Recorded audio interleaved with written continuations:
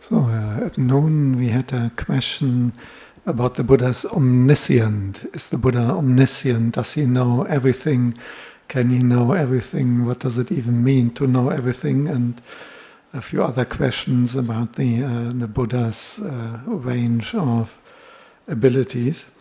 So I thought I go back to one sutta, which would be a standard reference. We wouldn't have the time to go through the whole thing, but a crucial section that is in the middle length discourses, the Majjhima Nikāya, the center core section of the Pali Canon, the Sutta Pitaka, the book of, or the collection of discourses, and it's number 12 in the middle length discourses, Mahā Sīhanāda Sutta,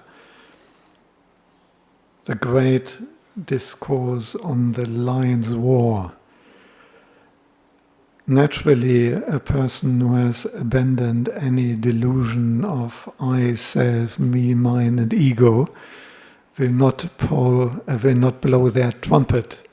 They will not walk around praising their own outstanding qualities under normal circumstance. Someone who has abandoned all conceit, all arrogance, all haughtiness, big-headedness, is obviously not their nature to walk around and point out their outstanding qualities. However, there can be a situation where doing so is actually beneficial for other beings. And then they, of course, do so. And in this case, what happened, there was Sunakata, one son of the Lichavis, who had ordained as a Buddhist monk, and then he was pestering the Buddha that he should show him some miraculous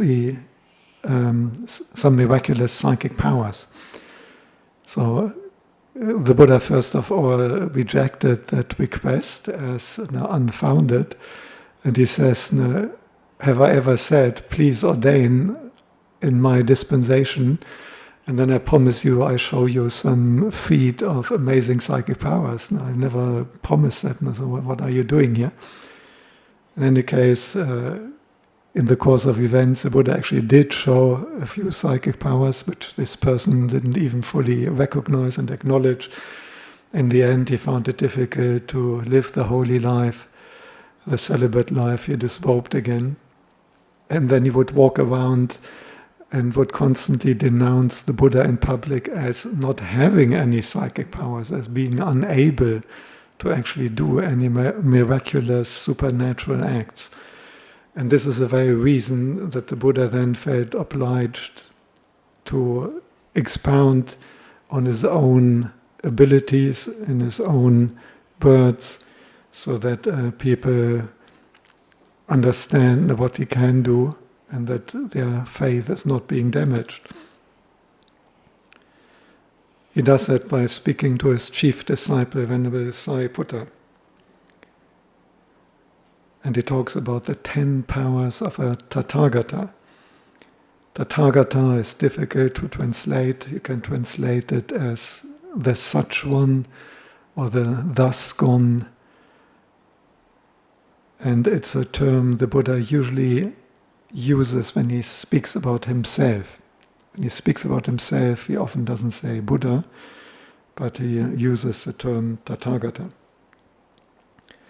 Sariputta, the Tathagata has these 10 Tathagatas' powers, possessing which he claims the herd leader's place, wars his lion's war in the assemblies, and sets rolling the wheel of Brahma. What are the 10? Maybe first, what is the wheel of Brahma? Better known as a Dhamma chakra, the wheel of Dhamma, is a dispensation, the teaching of the Buddha. And obviously it's important when the Buddha does that people have faith in him. This is why he points out his 10 powers. Here, the Tathagata understands as it actually is the possible as possible and the impossible as impossible. And that is a Tathagata's power that the Tathagata has, by virtue of which he claims the herd leader's place, roars his lions roar in the assemblies, and sets rolling the wheel of Brahma. It may sound a bit trivial, but it's obviously very special to know with absolute certainty what is possible and what is impossible. For example, that any conditioned phenomenon could last forever. That is obviously impossible. But there's also other things. For example, the Buddha may declare that no two Buddhas will arise at the same time in the same world system. This is obviously impossible to predict for anyone else, and I can't explain to you why it is impossible. But this is the first of the 10 powers, to be able to distinguish what is at all possible and what is not. Second, again, the Tathagata understands as it actually is the results of actions undertaken past, future, and present, with possibilities and with causes. That too is a Tathagata's power. So that is basically the law of karma, in Pali kamma. Every action which we do intentionally has a propensity to lead to certain future results. And the Buddha does understand what are the results of future actions. You can also apply it in the other direction. When someone experiences karma, they get sick, they suddenly get accused, they experience other hardship, or suddenly someone wins the lotto, or whatever positive things may happen, they meet their dream partner. And the Buddha would be able to exactly go back and also say, what is a karmic cause that this thing is happening now. This is in its exact detail a unique ability of a Buddha. You can have other Arahants with psychic powers, other enlightened beings with psychic powers who can see that to a certain extent, but in the absolute fullness that literally in any possible action, the likely future result, any event that's happening, the karmic causes in the past, completely, this is unique to a Tathagata. Again, the Tathagata understands as it actually is the ways leading to all destinations. What is meant? How to get to Melbourne, how to get to Sydney, what are all the destinations? There's the different realms of existence. Hell, hungry ghosts, animals, humans, then the 6 central Devalokas and the 4 Brahmalokas, the 4 immaterial Brahmalokas, and the 4 pure abodes of the non-returners. And this is obviously connected with the one before, as a Buddha understands the causes and results of all events and all actions, past, future, and present. He can predict and describe how we get into these different realms. Now, for example, he gives us a lot of advice how we get back to the human realm and to Devaloka or Brahmaloka, because we obviously wouldn't want to drop below that. We would be in big trouble once we go below the human. It's very difficult to get up again, to come out of that. Again, the Tathagata understands, as it actually is, the world with its many and different elements. What are the elements? Protons, electrons, neutrons, the periodic table of the different chemical elements. Now it is reducing to properties which are useful for investigation and understanding in order to let go of the whole world. One way, for example, to describe it would be by the 6 external, internal sense spheres. That would be a way of describing it by elements. You can also describe it by the 5 groups of clinging. The form, feeling, perception, intention and consciousness. That comprises everything. It's reducing the complexity of the universe and our experience to a group of singularities, or however you want to call it, elements, propensities, which lend themselves to investigation and which are complete. If we investigate these elements and let go of them, then we have let go of the whole universe. And it's the same with eye and form, ear and sounds, nose and fragrances, tongue and flavors, body sensations, the mind and ideas. Another one would be in the 4 material elements: earth, water, heat and wind. And then you can add sometimes space, and then of course in the consciousness. Again, that is one way of reducing the whole complexity of the universe, of our experience, into just 5 or 6 elements. And if we investigate these elements and can let go of them, we have let go of the whole universe and have attained freedom, liberation. Some of these sound maybe not so spectacular, like walking on water or flying around, but it's actually extremely unique that someone can analyze this very, very complex universe and divide it into these elements, which then allow us easy contemplation in order to let go. Again, the Tathagata understands, as it actually is, how beings have different inclinations.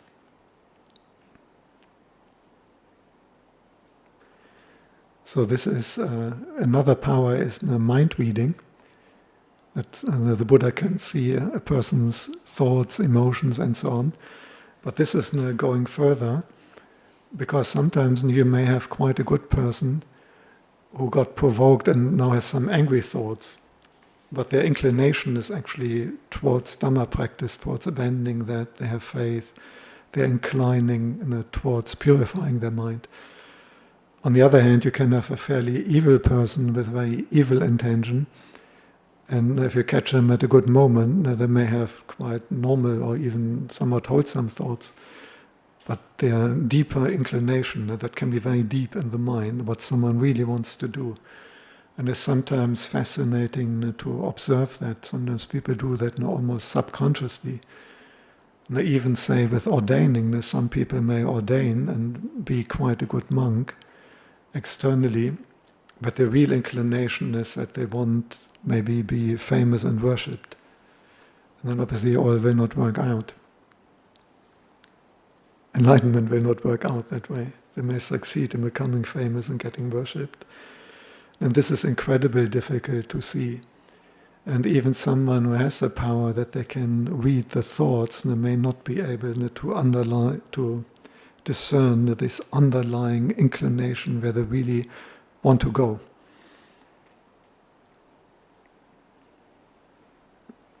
Again, the Tathagata understands, as it actually is, the disposition of the faculties of other beings, other persons. Disposition of the faculties. The faculties here are in particular the 5 spiritual faculties of conviction, energy, mindfulness, samadhi, and wisdom. This is basically what often is also known as the paramis, the spiritual qualities we have developed more or less in past lives, in our practice in this life. And the Buddha is able to discern the maturity of those. For example, sometimes he would have a large audience and he would check that out for the whole audience and possibly recognize that one single person has faculties which are mature enough that with the right teaching they can attain Nibbana, liberation, there and now. And then the Buddha may go into a very expanded Dhamma talk where he guides this one person to experience liberation.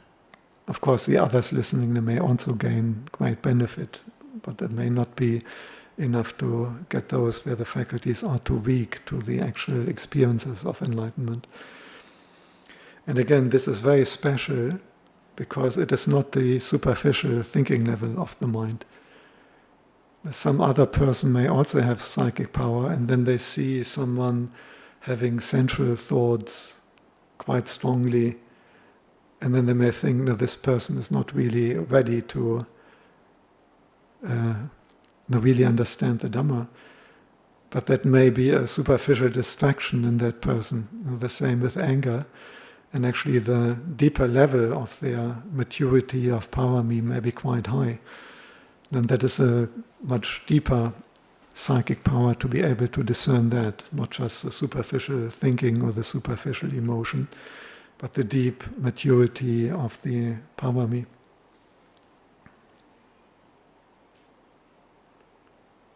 This is one reason that the Buddha was such an efficient teacher. They say that in the morning he would do a meditation and then deliberately check out where are beings who have sufficiently mature faculties that they could crack it.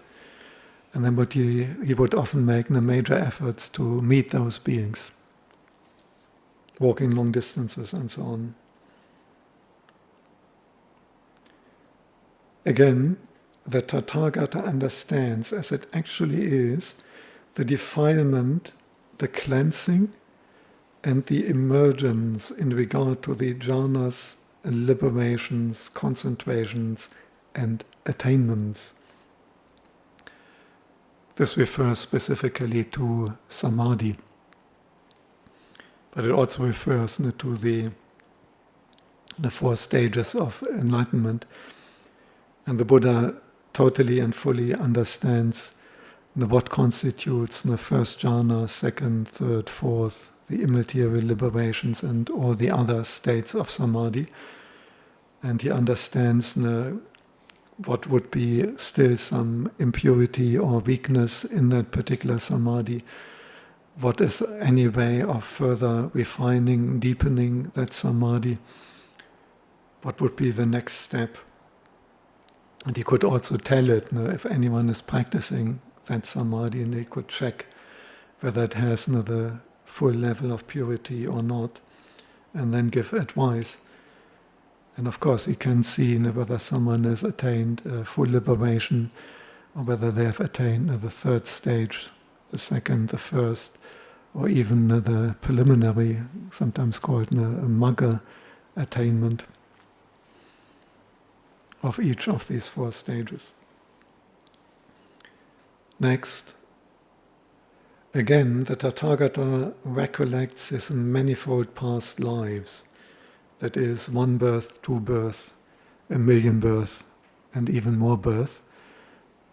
That is now what we call past life memory. And the Buddha has the ability to go back as far as he wishes.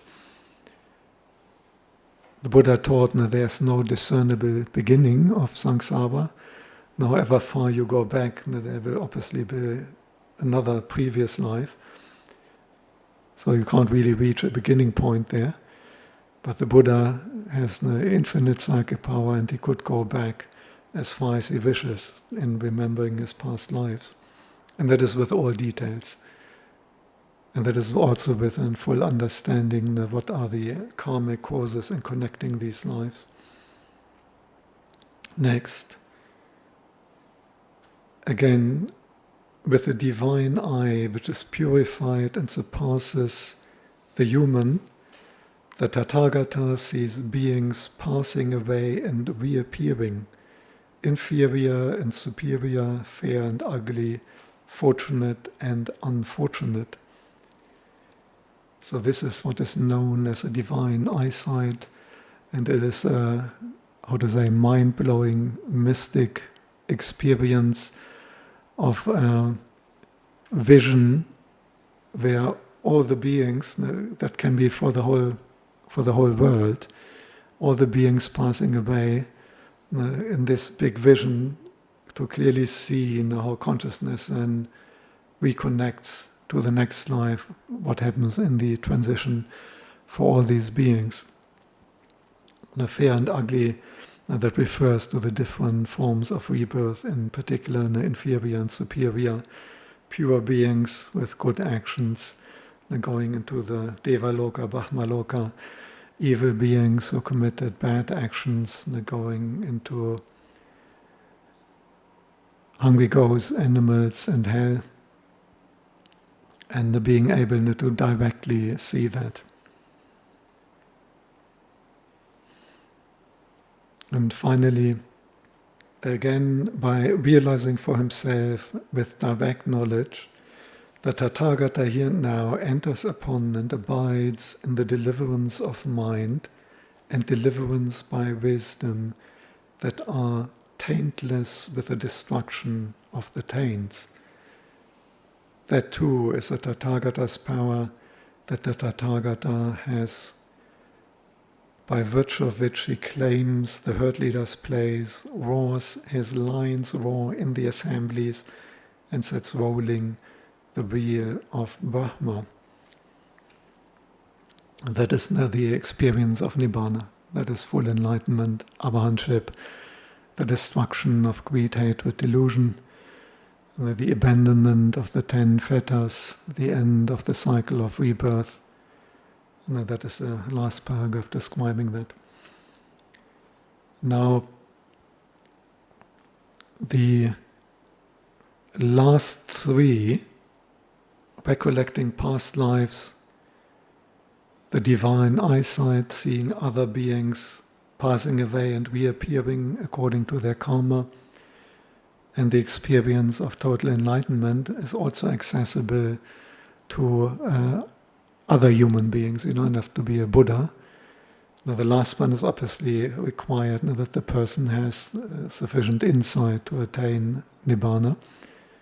But when they do that, their insight there is not inferior to the Buddha. There's only one Nibbana. There's not a different Nibbana for the Buddha and Arahants. So in that regard, in terms of the complete liberation and freedom, they are totally equal. The recollection of past lives and the divine eyesight, in the case of the Buddha, is unlimited. So the Buddha could, if he wishes, do that for many world systems, many different planets, or however you translate that, solar systems into modern terminology. Whereas other disciples with these same powers may not be able to do it to the full extent. They will have some limitations. Similar with the other powers described before, depending on the strength of their wisdom and their psychic powers, other disciples may have them to a certain extent, but not to the full extent as a Buddha. We should also add that sometimes more psychic powers are mentioned by the Buddha, which are attainable by samadhi. You don't even have to be enlightened for that. And that is also the case for remembering past lives and having the divine eyesight. People with very good samadhi may have these powers even if they're not enlightened, even if they haven't attained Nibbana. And other powers sometimes mentioned is the Idividha, which was actually the one this person who later dissolved wanted to see. That is the ability to walk on water, to pass through walls, to fly around with a mind-made body, and similar things. And the Buddha has that as well, and people with very good samadhi can have it as well. The Buddha doesn't consider it important enough to even mention here. Similar, there's also like divine eyesight, there's a divine ear. It's the same like seeing all these things. So some people can hear the devas and other spirits and other beings or faraway conversations.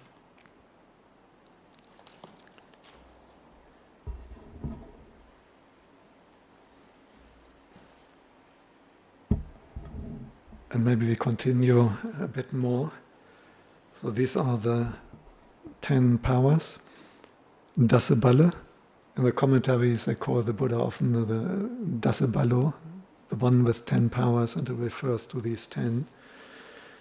But maybe good to also mention the 4 kinds of intrepidity. You could also translate that as unshakeability or imperturbability. Bhikkhu Bodhi has intrepidity. Nice big terms. So Sariputta, the Tathagata, has these 4 kinds of unshakeability, possessing which he claims the hurtliness plays, wars his lion's roar in the assemblies, and sets rolling the wheel of Brahma. What are the 4? This is stuff which is really important and relevant also for us. Here, the Buddha speaking, here I see no ground on which any recluse or Brahman or God or Mara or Brahma or anyone else in the whole universe could, in accordance with Dhamma, accuse me thus: while you claim full enlightenment, you are not fully enlightened in regard to this or that. And seeing no ground for that, I abide in safety, fearlessness, and intrepidity. So the Buddha is totally sure that he is fully enlightened, and no one can point out, in accordance with reality, any aspect or anything where the Buddha's enlightenment is lacking. Now, this one you don't know, or this one you don't understand, anything like that. No one could say that in accordance with reality. Of course, and then people may say it in contradiction to reality or truth, like this monk who is robed and falsely claimed that the Buddha doesn't have any psychic powers. But no one could make that accusation in accordance with truth. Second, the Buddha speaking, I see no ground on which any recluse or anyone at all in the whole universe could accuse me thus: while you claim to have destroyed the taints, these taints are undestroyed by you. So that is the defilements, that is greed, hatred, delusion.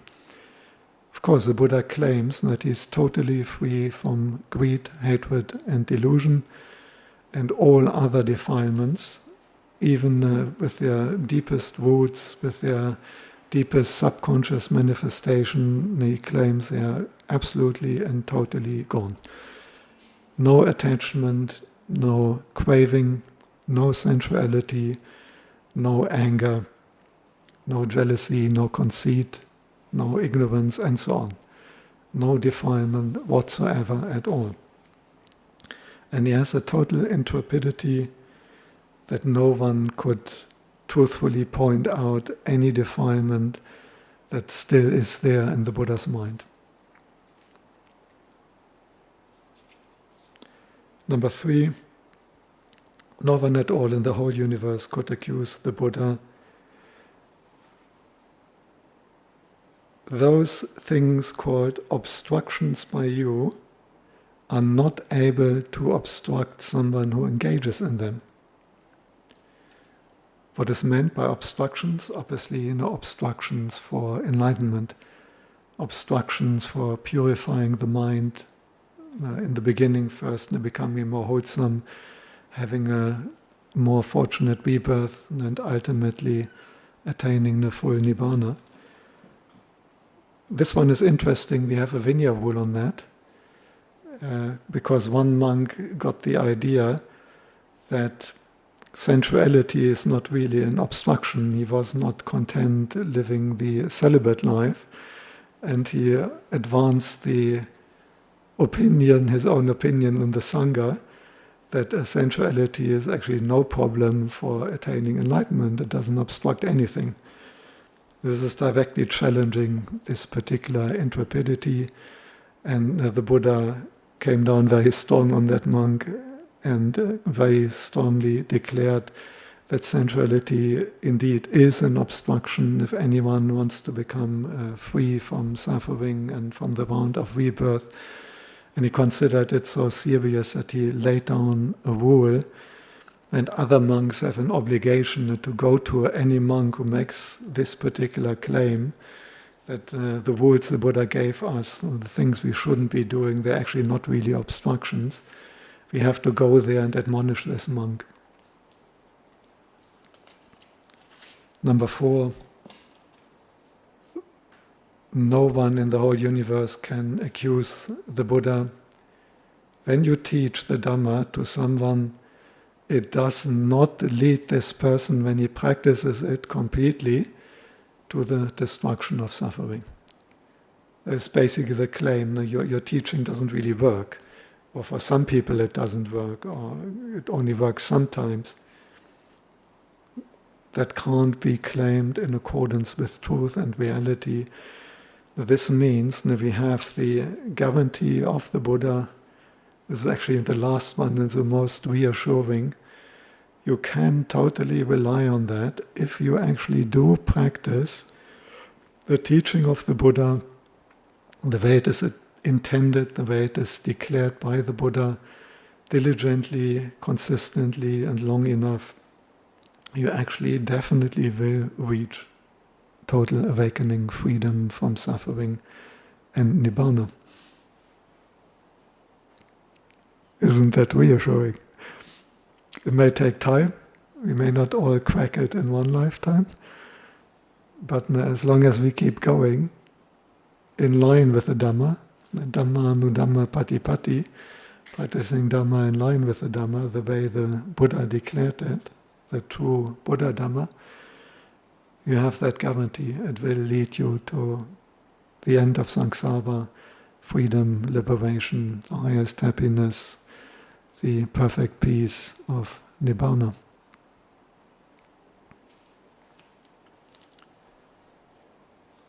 Already after 5. Thank you for your patience. And I have a feeling if we open up for a question, we may be sitting here still at 6 p.m. probably. No?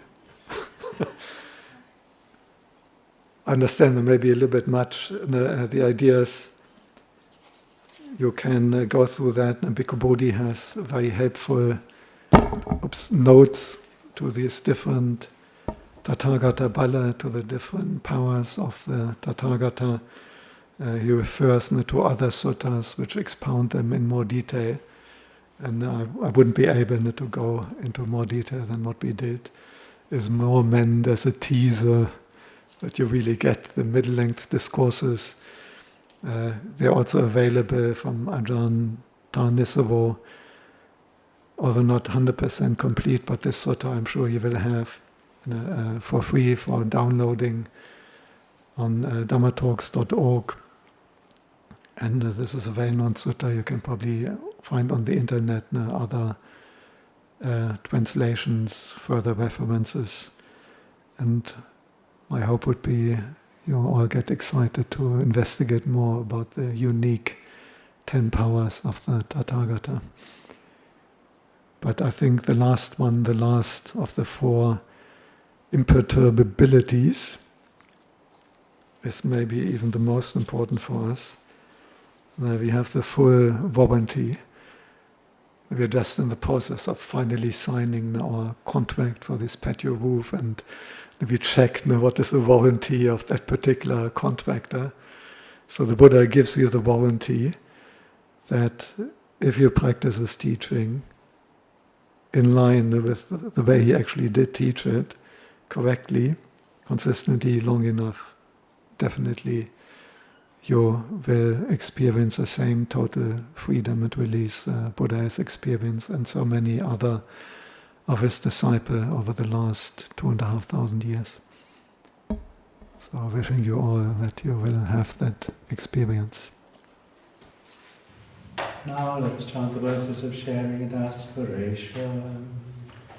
Through the goodness that arises from my practice, may my spiritual teachers and guides of great virtue, my mother, my father, and my relatives, the sun and the moon, and all virtuous leaders of the world, may the highest gods and evil forces, celestial beings, guardian spirits of the earth, and the Lord of death, may those who are friendly, indifferent, or hostile, may all beings receive the blessings of my life.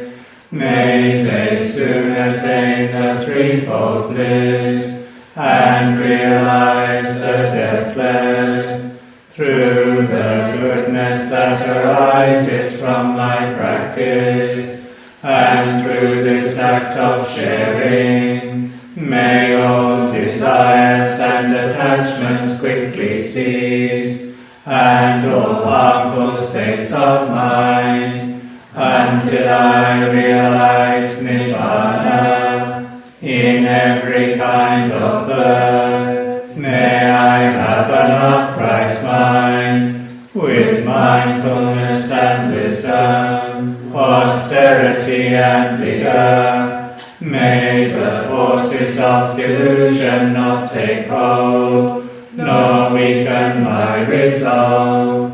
The Buddha is my excellent refuge. Unsurpassed is the protection of the Dhamma. The solitary Buddha is my noble Lord. The Sangha is my supreme support.